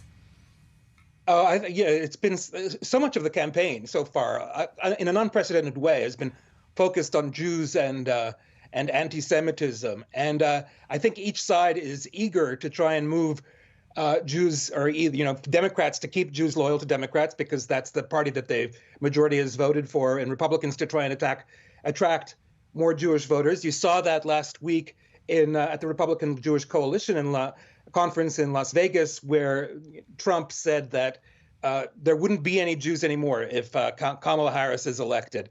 And you saw that in a group that affiliated with the Democratic Party that put out an ad directly comparing Trump to Hitler. And so, I think that's going to come up with each side pointing out the vulnerabilities on the other side.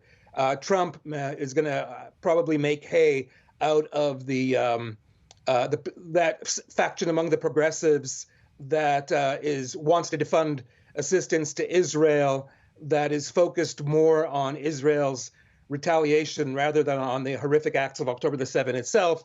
And Kamala Harris is going to focus on Trump's association with figures who have peddled anti-Semitism, particularly his closeness with Tucker Carlson, who is seen as a close advisor to Trump and who also platformed a Holocaust denier last week. It's definitely going to come up. I can't see it not coming up on Tuesday. And what then can you shed in terms of light on how each candidate is planning to focus on the war and the plight of the hostages, including, of course, 7 American hostages among the 101 still in captivity? And, of course, at this juncture, still no clarity as to how many of the hostages are alive. How can U.S. leaders realistically make an impact right now, put pressure right now to get all the hostages back home? Yeah, I think that in terms of what's going to happen at the debate, I'm sure that Kamala Harris will repeat that she wants to see the hostages out as soon as she can, which is what she's always said. The Biden administration, including Harris, has dedicated a lot of time and effort to trying getting this resolved. But I don't know if it can be resolved when you have an actor like Hamas as recalcitrant as it is, and with nothing to lose. Trump is going to say that Hamas would have never attacked on October the 7th had he been president. I don't know. His advice to Israel is to just get it over with, but without explaining exactly what that means. If the moderators could actually pin him on details as to how he could resolve this crisis, that'll certainly be elucidating. But he's famous for when he's asked for detailed questions for actually not giving details in his response. And what about, of course, the option briefly of putting pressure on Qatar to put pressure on Hamas to reach some kind of an agreement?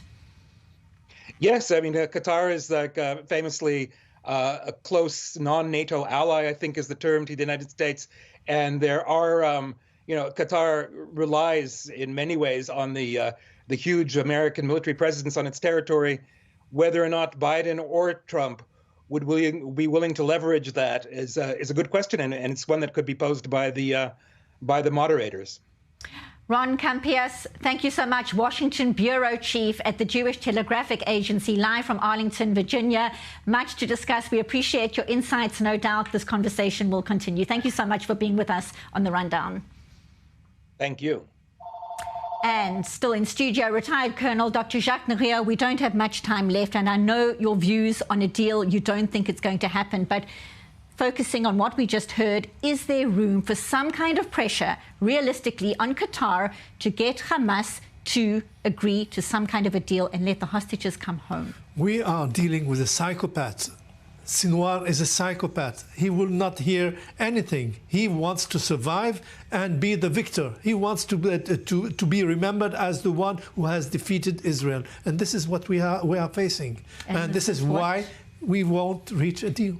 And this is what you have said all along. Retired Colonel Dr. Jacques Neria, thank you so much as always for being here in studio. Middle East correspondent Ariel Oseran, thank you as always for all your updates. Now to Morocco, the North African country marking 1 year since a devastating earthquake killed almost 3,000 people and displaced tens of thousands. Rebuilding efforts are still underway. Many residents feel that construction is not moving fast enough. More in this report by Emma Siegel. September 8, 2023, just before midnight, a devastating 6.8 earthquake hit Morocco's High Atlas, a mountain range in the country center. And now, 1 year later, the mountain communities are still trying and struggling to rebuild. Over 55,000 homes were destroyed in the strongest quake Morocco has seen since 1960, leaving some 380,000 people without shelter. In some places, residents have begun to reconstruct their homes, while still actually awaiting government approval to rebuild. Thank God things have improved a bit. The danger has been removed. We also need to work differently than before, when no one was working and we were suffering. Today things are gradually getting better. Some residents have benefited from the government support, and others are waiting. But many have not been so fortunate. The majority of the displaced are still living in tents, vulnerable to the intense summer heat and freezing winter conditions. There are still people living in tents and suffering from the heat, and they are certainly at risk of facing the cold here in the tents. There is also the problem of support for people who have completely lost their homes and who have received compensation of 80,000 dirhams. But should this be used to build, to buy land? So far, only around 1,000 homes have been rebuilt. Officials say that restoration will cost approximately $12 billion over the span of 5 years. While the government has rebuilt some infrastructure destroyed last year, it has also acknowledged that there is a need to speed up home rebuilding, as residents continue to wait and hope for their lives to go back to normal. Changing gears slightly now, Coca-Cola and its rival Pepsi once upon a time did not conduct business in Israel as part of the so-called secondary boycott by Arab nations, a move against companies that did business in the Jewish state. Now, that changed over the years, and most soft drink companies ended their bans. Now, some Arab consumers have decided life goes better without Coke and Pepsi, and local soft drink companies in the region are benefiting from these unofficial boycotts. Our Fabio Shapiro has the details in this report. The war on soda has begun in the Middle East, but not because of its harm to health and high amounts of sugar. The multinationals PepsiCo and Coca-Cola are being boycotted due to their relations to the West and Israel. This is a duty for all of us as an Arab nation, as Muslims, and as any human being who calls for freedom. We must boycott because these companies support the Zionist entity in a big way. And this entity, of course, we saw what they did to our brothers in Gaza. The campaign started after a Libyan filmmaker made a short movie claiming that the profits generated to the brands would be reverted into investments in the IDF operations in Gaza, something that both companies denied, but it didn't stop young Arabs from joining the movement. The effect of the current situation in the Middle East, it will have long-term effects for two main reasons. Mainly because this boycott is happening by young people, and they have very, very strong beliefs. And in my opinion, they will not kind of let go of these beliefs very easily. Second reason, it's habitual. Once people switch, it's sometimes very difficult for them to go back to their old habits. Throughout the Middle East, many local soda brands have risen in sales. V7, Kinza, and Spiros Patis are some of the options in the market, but their higher costs may deter consumers from joining the boycott. We're all boycotting foreign products and using the Egyptian products. The Egyptian products are good, but the problem is that imported products cost 20 cents, while the Egyptian product costs 30 to 40 cents. The conspiracy theories targeting the brands have spread around the region since the beginning of the Israel-Hamas war in October. Earlier this year, a Lebanese campaign asked for a Pepsi boycott in the country, claiming the company's logo was an allusion to the Israeli flag. Now, with a strong presence in Israel, both Pepsi and Coca-Cola have a history of boycott against the little country, in fear of bad reactions from Muslim countries. Coke lifted its blockade in the 1960s, opening a factory in Bnei Brak, just east of Tel Aviv, which became an Israeli landmark. Pepsi, on the other hand, took way longer to start its relations. In 1992, the company licensed its beverage brands to the Israeli local company Tenpo. Pepsi would later buy the Israeli SodaStream for over $3 billion. While global brands have seen a 4% decrease in the market share in the Middle East, a substantial long-term change seems far from coming to fruition. To Turkey now, a different take. Outrage since Parliament passed what critics call the massacre law against stray dogs in the country. Now, activists and organizations are working to get dogs out of the country and into loving homes abroad to spare them from a life in a shelter or euthanization. More in this report from Emma Siegel. Given a new chance at life after Turkey's parliament passed a law in June ordering the impounding of the country's 4 million stray dogs, animal rights activists are doing everything they can to get the canines out of the country. Turkey has seen fierce protests since June when the law was passed, calling the bill, quote, the massacre law. Turkish shelters are unable to accommodate the millions of strays, and it can often take years to find homes for older, larger, or disabled dogs. Animal lovers fear that with no space for all of the dogs, many will be euthanized. One shelter has seen a flood of people from around the world looking to adopt. After the law, there was really a huge demand. Right now, we have 20 to 25 dogs who were ready, who had their titration ready, and were advertised on the website. Two of those dogs are Dali and Dizi, furry friends now living a comfortable life in the Netherlands after waiting in a Turkish shelter for 4 years. Dali, named after painter Salvador Dali's three-legged chair, lost a leg when she was hit by a car as a 2-month-old pup wandering the streets.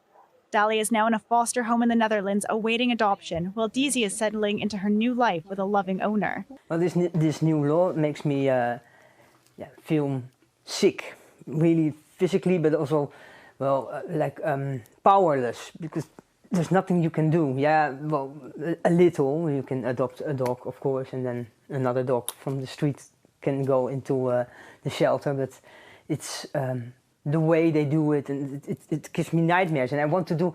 It makes me angry. It makes me cry. It makes me it's awful.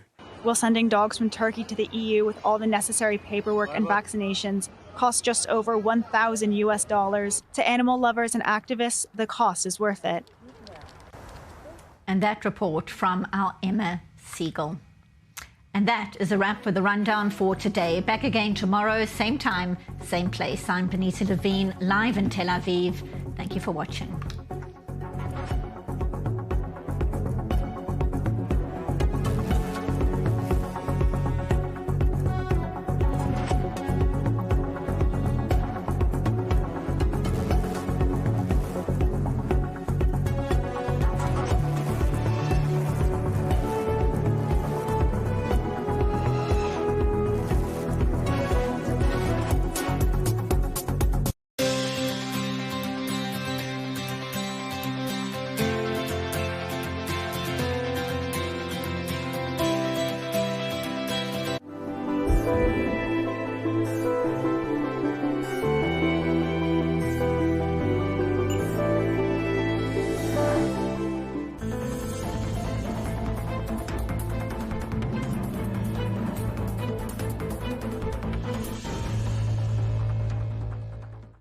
Shalom.